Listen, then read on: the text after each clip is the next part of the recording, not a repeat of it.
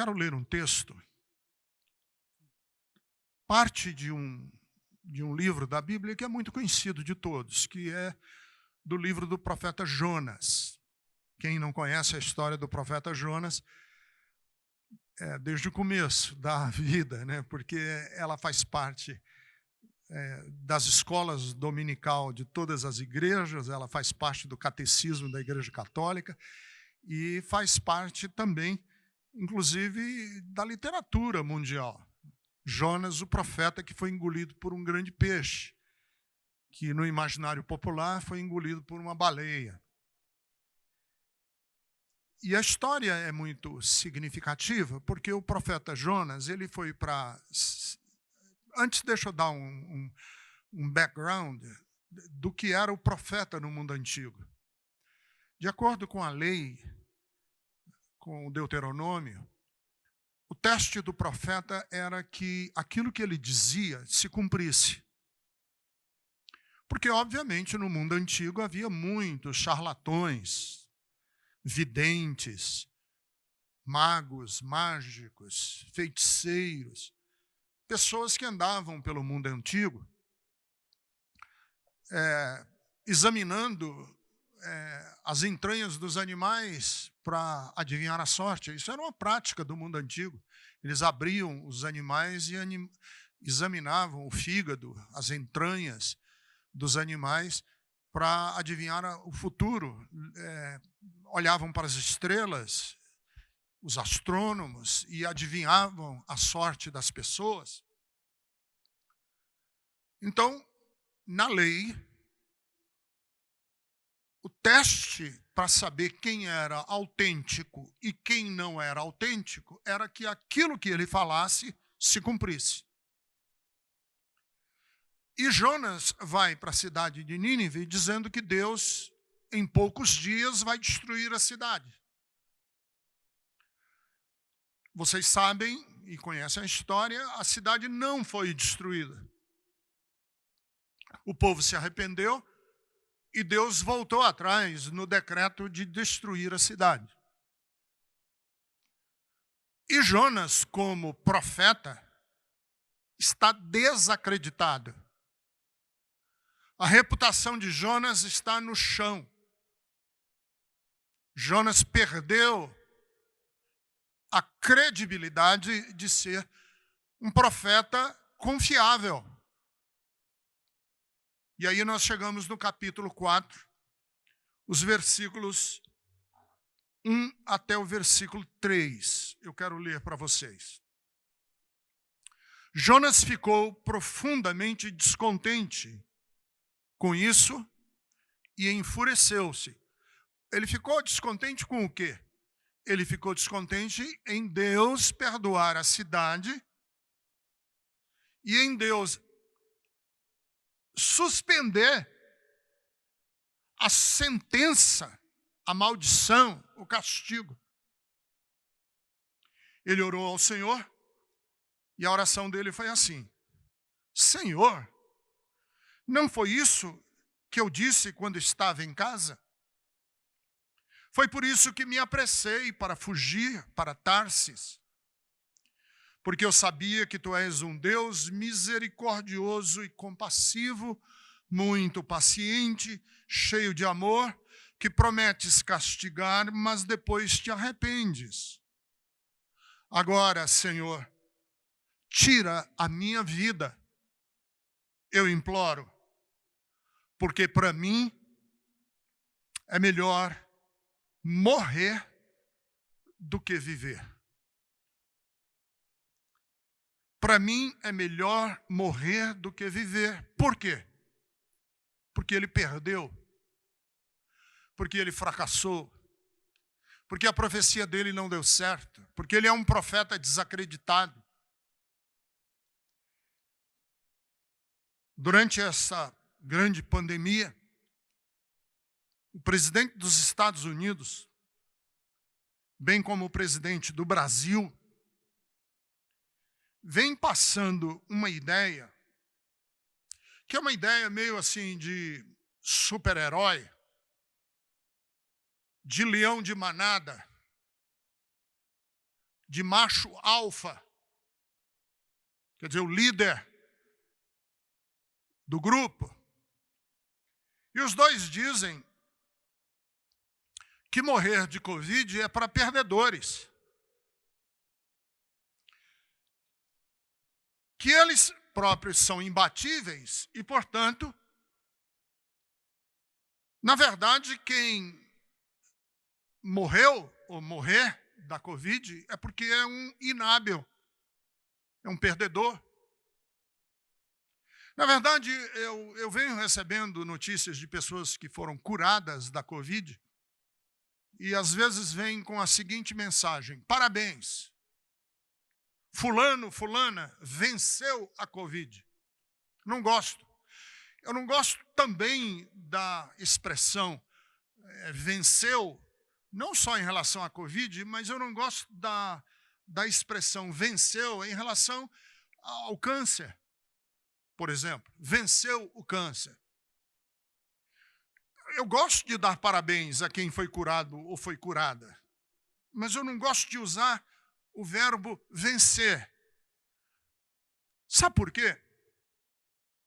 Porque passa a ideia de que quem morreu de um câncer foi fraco ou porque não teve fé suficiente. Quem ainda sofre em um hospital tem alguma incapacidade, não é devidamente hábil ou competente. Eu fico pensando em todas as pessoas que, à semelhança de Jonas, experimentaram não vitória, mas experimentaram o que nós consideramos uma derrota. Orou, pediu a Deus, e o parente, o ente querido, o pai, a mãe, o tio, o filho, a irmã, morreu. E aí? O que a gente faz e como é que a gente lida com a derrota, com a perda? Porque gostar de ganhar, todo mundo gosta. Eu gosto de ganhar. Ninguém gosta de perder. Perder é amargo. E a gente gosta tanto de ganhar que a gente se projeta nos outros que ganham, né? Eu, quando, por exemplo, ou assisto um jogo de futebol, ou vejo uma pessoa ganhando um torneio, um corredor vencendo uma corrida, eu me emociono. E eu me emociono porque a vitória dele é, de alguma maneira, a minha vitória. Eu gosto de ver gente ganhando. Acontece que na vida a gente perde. Acontece que na vida nós somos como Jonas. A gente vê a nossa reputação no chão, os nossos prognósticos não darem certo, os nossos roteiros e projetos não irem adiante. Quem ainda não viu isso na vida? Um casamento que não foi aonde você acharia que ele deveria ir. A vida dói. Acidentes acontecem. Por isso que Jonas, sob o ponto de vista dos profetas, é um profeta mal sucedido. Sob o ponto de vista da cidade de Nínive, ele foi um sucesso. Porque foi a fala dele que conseguiu evitar um castigo, que conseguiu evitar uma sentença divina. Mas sob o ponto de vista do olhar dos parceiros de outros judeus, Jonas é um fracasso. Mas, vejam, aqui está o paradoxo do que é vitória e do que é derrota. Porque a derrota, e eu coloco aqui aspas nessa derrota de Jonas, foi a salvação do povo. Ele foi derrotado e o povo, por causa dessa derrota, foi salvo. Mas para ele, para a autoestima, ele estava tão mais interessado na alegria pessoal Ele estava tão mais interessado na alegria individual do que na salvação coletiva. E esse é um problema nosso. Nós consideramos muitas vezes as nossas derrotas porque nós olhamos a partir do nosso próprio centro, do nosso próprio eu. Daí é que se chama egocentrismo. Ego, eu, centro. O eu no centro de tudo. Então, a minha pergunta para você hoje é: como é que você lida, não com as vitórias, porque lidar com a vitória é fácil. Como é que você lida com a derrota? Jonas não soube lidar com a derrota, ele pediu para morrer. O texto diz aqui no versículo de número 3, Deus me tira a vida, porque melhor é morrer do que viver. Então deixa eu ajudar homens e mulheres que estão, obviamente, num país sofrido e num mundo em crise e numa situação de perplexidade perversa que é essa que vivemos, estão enfrentando perdas. Perdas grandes, perdas significativas.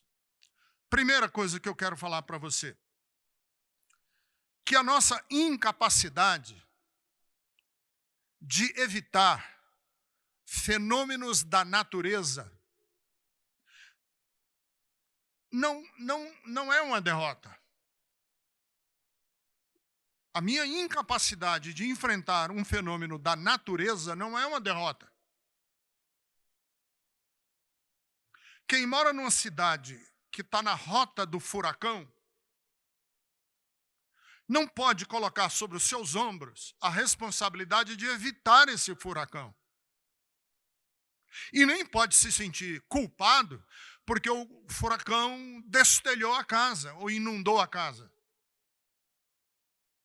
Não é sua, você não pode evitar se você mora numa rota de furacão. Se você mora numa das fendas das placas tectônicas, que é onde se encontram as placas terrestres, que é exatamente nessas fendas que acontecem os terremotos, você não vai evitar terremoto orando, colocando os joelhos em terra. Porque isso é um fenômeno da natureza. Você não pode cobrar de você mesmo que você não antecipou em 2019 ou no Réveillon, do dia 31 de dezembro de 2019 para 2020, que você não conseguiu prever o que nos aconteceria no mundo. Ninguém sabia. Nós fizemos um culto alegre na Bethesda, cheio de esperança.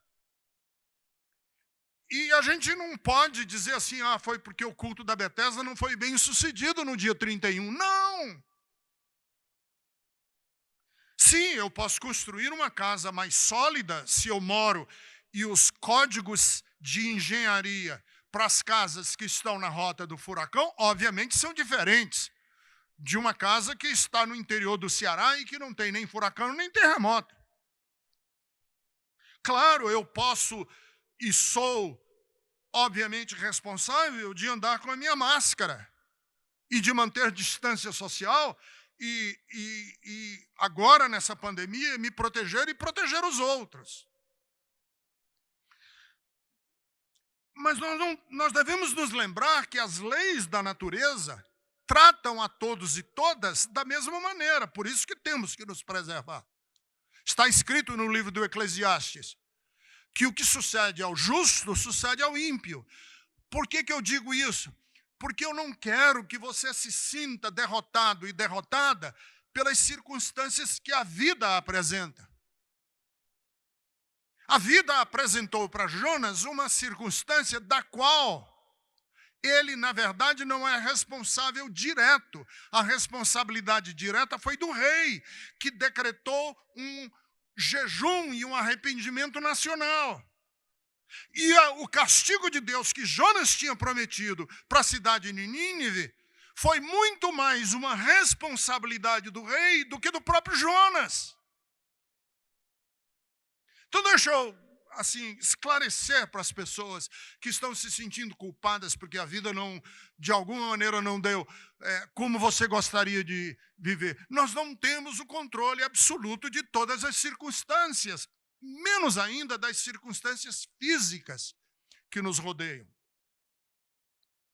Então, lembre-se assim, as leis da natureza tratam todas as pessoas igualmente. E Deus não vai interromper as leis da natureza, porque Deus não suspende as leis para proteger apenas os queridos dele. Deus não suspende as leis da natureza e o que está acontecendo no mundo para proteger apenas uma bolha, os queridos dele, o grupinho dele. Deus não faz isso, porque a Bíblia diz que Deus não faz acepção de pessoas. A segunda coisa, as derrotas foram na vida de muitas pessoas vitórias. E muitas vitórias foram na vida de muitas pessoas derrotas. O que eu quero dizer com isso? Claro que ninguém está aqui elogiando e ninguém que está desejando que ninguém sofra ou que alguém seja castigado, ou que alguém passe por uma doença, ou que alguém perca uma pessoa querida. Não. Eu só não quero que você faça a associação direta de que um obstáculo, uma pedra, de que um problema, de que algo, às vezes gravíssimo, sejam, na verdade, essas coisas todas, o seu fracasso e a sua derrota. Eu, quando estudava ainda no ginásio, eu tinha um amigo que ele dizia assim para mim, ele tinha muitos problemas emocionais, e ele dizia: Ricardo, eu sou um fracasso na vida. E eu nunca me conformei dele dizer isso para mim, porque ele era um rapaz, um dos mais inteligentes da classe, ele obviamente tinha problemas pessoais, mas ele era uma pessoa com possibilidades brilhantes. Mas algumas coisas que ele tinha na vida, ele fazia uma conta, ele somava na cabeça dele, e ele deduzia dessa soma que, por causa desses problemas que ele tinha, ele era um fracasso. Você perdeu o emprego, mas você não é um fracasso. Você perdeu alguém, mas você não é um fracasso. Ninguém nasceu para ser um fracasso. Agora, nós temos que tomar muito cuidado, porque quando a gente faz essas contas imediatas, a gente pode também fazer o contrário. Que o dinheiro que eu estou ganhando faz de mim um imbatível, que o posto que eu estou atualmente ocupando faz de mim um campeão. Por eu ser o presidente da República ou eu por ser o primeiro-ministro, eu sou o tal. Não! Porque Nabucodonosor, que foi rei de um dos maiores impérios do mundo, que foi o Império da Babilônia, achou-se um tal e acabou como bicho, comendo capim no mato, porque ele completamente enlouqueceu. Sansão foi um homem lendariamente poderoso, mas as conquistas de Sansão, na verdade, conspiraram contra ele próprio. Davi ganhou de Golias, mas não conseguiu evitar a perseguição de Saul e viveu entre bandidos, em cavernas, em lugares estranhos a vida inteira.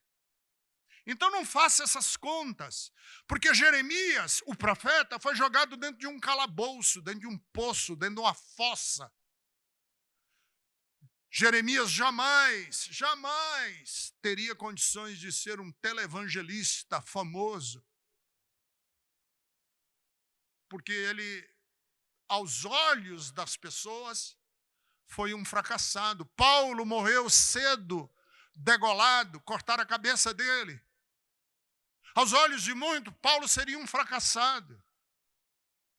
Então, essas ideias de riqueza e necessariamente bênção de Deus, sofrimento, dor, aflição, necessariamente derrotas, castigo, Deus pesando a mão. Essas lógicas não podem participar do nosso mundo, porque nós vamos ser cruéis com pessoas que não merecem. Porque Salomão era sábio e rico, e foi a sabedoria e a riqueza de Salomão que fizeram ele tropeçar. Pedro era valente, impetuoso, e foi a valentia e a impetuosidade que fizeram de Pedro um dos discípulos que negou a Jesus. Mas as pessoas que morreram, como nos diz a carta aos Hebreus, capítulo de número 11, pessoas que morreram passando fome, mulheres que choraram seus maridos cerrados ao meio. A Bíblia diz, estes são heróis da fé e o mundo não era digno deles. Deixa eu falar uma outra coisa sobre derrotas. Parar, voltar atrás, não é derrota. Voltar, parar, voltar atrás. Morder a língua, perder, não é derrota, não é fracasso. A vida exige que muitas vezes a gente pare. Eu já vi assim, frases de efeito no mundo religioso que dizem avançar sempre, retroceder jamais. Isso é uma bobagem. Isso é idiotice. Isso é frase não do evangelho, isso é frase de coach gospel. Como assim? Avançar sempre e retroceder jamais. A vida exige que a gente retroceda, que a gente dê 2 passos para trás. Às vezes a vida pede que a gente não insista, não vá em frente. Por quê? Porque são esses retornos que a Bíblia chama de, inclusive, arrependimento. O que é arrepender-se? O que é arrepender-se? Arrepender-se é voltar atrás. É ir num caminho, olhar para o caminho que estava indo e dizer, opa, não é esse, eu vou voltar e pegar outro caminho. Pense numa estrada que bifurca, como um Y, um V. E você está na bifurcação da estrada. E você pega o caminho errado. E chega lá na frente e diz, poxa vida, esse caminho está errado. O que você faz? Você tem que voltar e pegar o outro caminho. Retroceder não é derrota. E às vezes a gente precisa aprender a perder. Reagrupar. Na literatura mundial tem uma expressão que chama-se a vitória de Pirro. Vitória de Pirro vem da tradição grega, que Pirro era um homem, um rei, que conduzia muitas batalhas, e numa dessas batalhas que ele conseguiu derrotar os romanos, quer dizer, ele entrou numa batalha, ganhou a batalha, venceu os romanos, mas perdeu milhares de soldados. Milhares de soldados.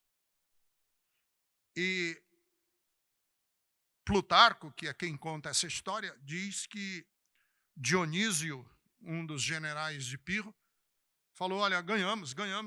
E Pirro respondeu dizendo o seguinte, se a gente ganhar uma outra vez, igual ao que nós ganhamos, nós estamos ferrados para sempre. Em outras palavras, nós não podemos ganhar mais uma vez, porque se a gente ganhar mais uma vez, eu perco todo o meu exército. Daí é que vem a expressão vitória de Pirro. Em outras palavras, existem certas conquistas que não valem a pena. Não vale a pena. Para que ganhar? A esse custo? Para que ganhar? Com tantas vidas mortas, para que você ter uma hamburgueria aberta com 150 mil brasileiros mortos? Para que nós vamos ter um jogo de futebol com tanta gente correndo risco? Para quê? Para que essa vitória? Isso é vitória de pirro. Para que você quer manter a sua conta bancária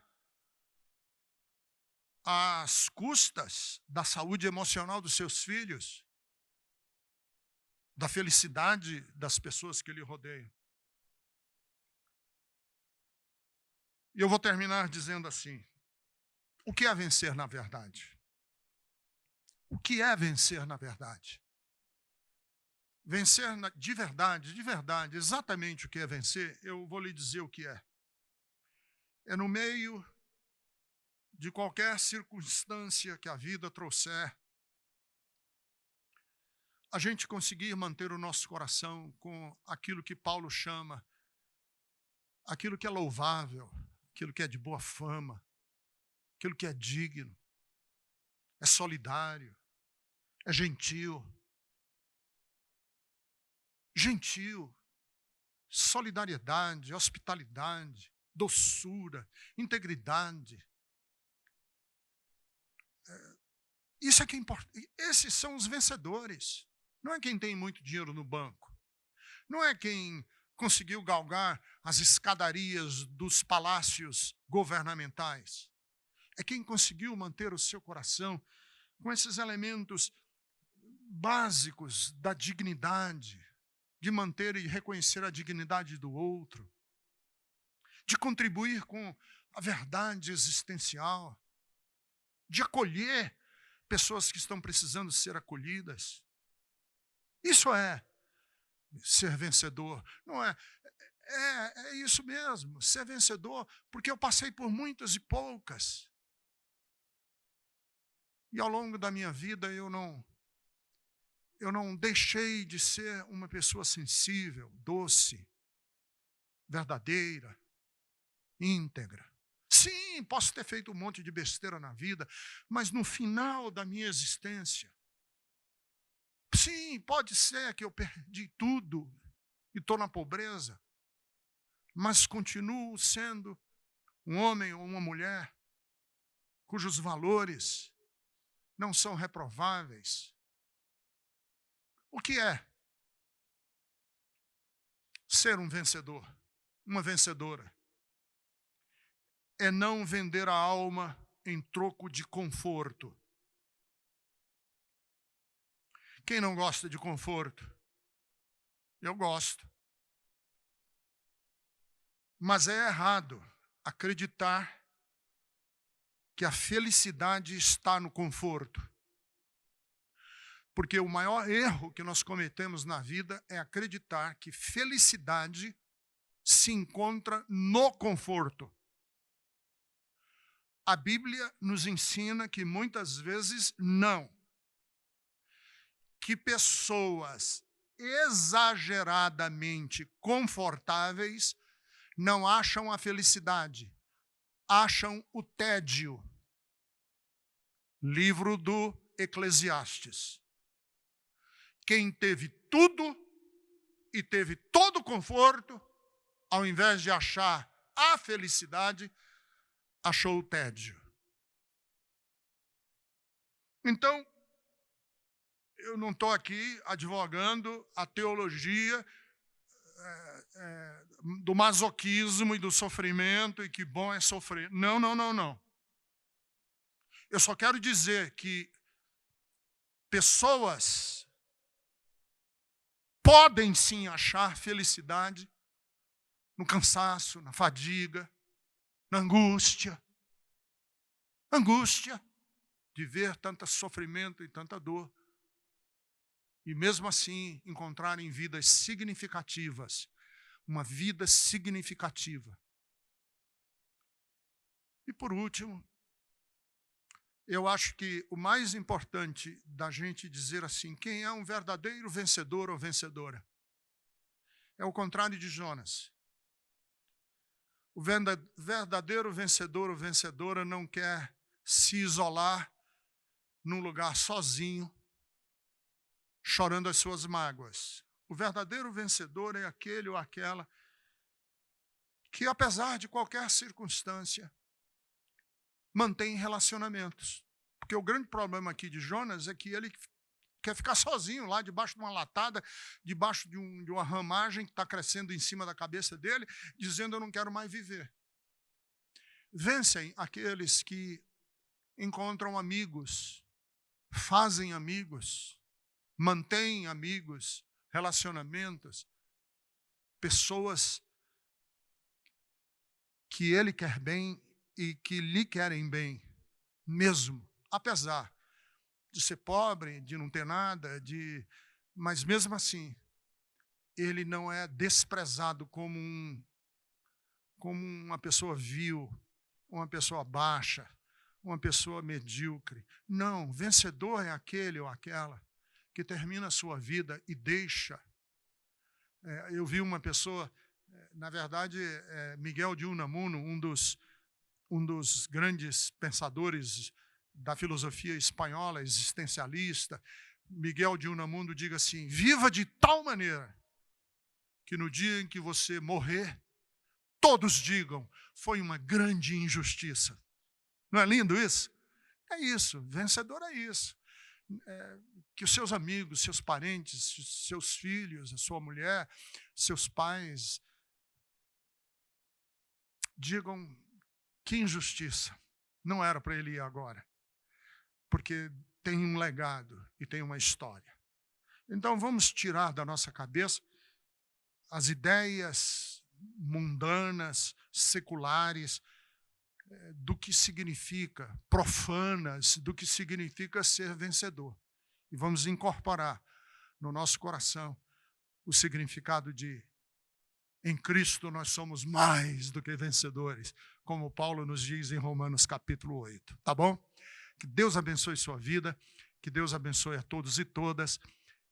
Eu quero orar por você agora. Pai, em nome de Jesus, que a tua graça esteja no coração daqueles que se sentem fracassados e fracassadas, derrotados e derrotadas, e que eles consigam, saibam, transformar essa narrativa interna de derrota, de fracasso, em ânimo e em esperança e em resiliência, porque o Evangelho de Jesus nos dá essas ferramentas e nós precisamos delas agora. É em nome dele e para a glória dele que eu oro. Amém.